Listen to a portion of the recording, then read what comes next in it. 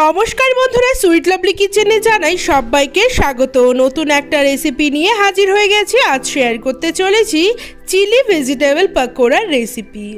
Chilli chicken, chilli paneer অনেক কিছু তো খেয়েছো, বাড়িতে একবার এটা ট্রাই করে দেখো। একদম নিরামিষ আর খেতে কিন্তু অসম্ভব ভালো লাগবে। তো চলো স্কিপ না করে ভিডিওতে যাওয়া যাক। ফেসবুক থেকে দেখে থাকলে পেজটিকে ফলো করে দিয়ে সাপোর্ট করো। ইউটিউব থেকে দেখে থাকলে চ্যানেলটিকে সাবস্ক্রাইব করে পাশে থাকা বেল আইকনটি প্রেস করে দিও, যাতে ভিডিও আপলোড হলে ফার্স্ট নোটিফিকেশন তোমাদের কাছে পৌঁছে যায়। তো চলো রেসিপিতে যাওয়া যাক। এখানে আমি নিয়েছি বাঁধাকপি কুচি, নিয়েছি গাজর কুচি, কর্নফ্লাওয়ার, নিয়েছি কাশ্মীরি রেড চিলি পাউডার, জিরে গুঁড়ো, ধনে গুঁড়ো, নিয়েছি বেসন, কাঁচা লঙ্কা কুচি, হলুদ, নুন আর নিয়েছি ধনেপাতা কুচি। তোমরা চাইলে কিন্তু এখানে আরও কিছু ভেজিটেবল তোমাদের মন পছন্দ মতো ইউজ করতে পারো। একটা বাটির মধ্যে ফার্স্টে আমি দিয়ে দিলাম বাঁধাকপি কুচি, গাজর কুচি, দিয়ে দিচ্ছি ধনেপাতা কুচি, জিরে গুঁড়ো, ধনে গুঁড়ো, লঙ্কা গুঁড়ো, দিয়ে দিলাম ঝাল বুঝে কাঁচা লঙ্কা কুচি, পরিমাণ বুঝে নুন, হলুদ গুঁড়ো, আর দিয়ে দিচ্ছি এখানে 3 চামচ বেসন। ঠিক একই পরিমাপ করে দিয়ে দিলাম 3 চামচ কর্নফ্লাওয়ার। এবারে এটাকে মেখে নেব।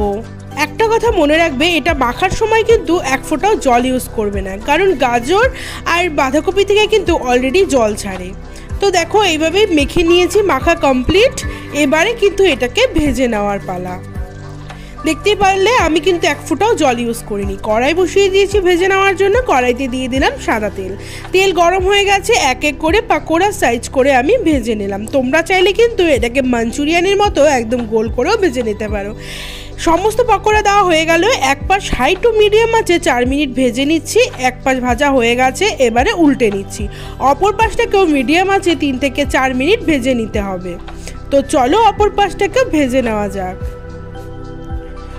দুপাশে ভাজা হয়ে গেছে, এবারে তেল ছেঁকে নামিয়ে নিচ্ছি এবং বাকি পাকোড়াগুলোও ভেজে নিচ্ছি।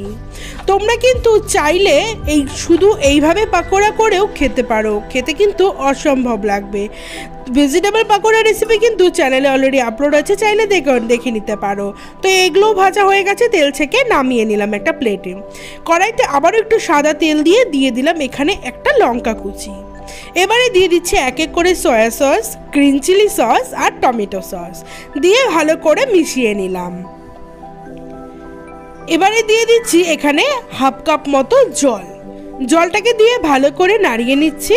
দিয়ে দিচ্ছি একটুখানি চিনি। চিলি ভেজিটেবল বা চিলি টাইপের যত খাবার হয় সবগুলো কিন্তু একটু মিষ্টি হয়।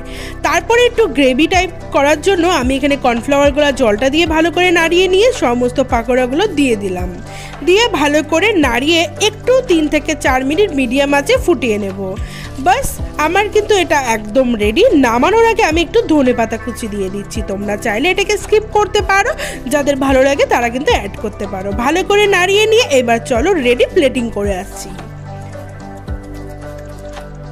তো বন্ধুরা, তৈরি হয়ে গেল বাড়িতেই একদম সিম্পল এবং নিরামিষ চিলি ভেজিটেবল পকোড়ার রেসিপি। তোমাদের কেমন লাগলো কমেন্টে জানিও। বাড়িতে অবশ্যই একবার ট্রাই করো, রুটি পরোটার সাথে জাস্ট দারুণ লাগবে। নিরামিষের দিন কিন্তু এইভাবে করে খেতেই পারো। বাড়িতে ট্রাই করে কমেন্টে জানিও কেমন লাগলো। আজকের জন্য টাটা, দেখা হবে নেক্সট কোনো ভিডিওর সঙ্গে। ততক্ষণের জন্য ভালো থেকো, সুস্থ থেকো। সবাইকে আমার তরফ থেকে টাটা।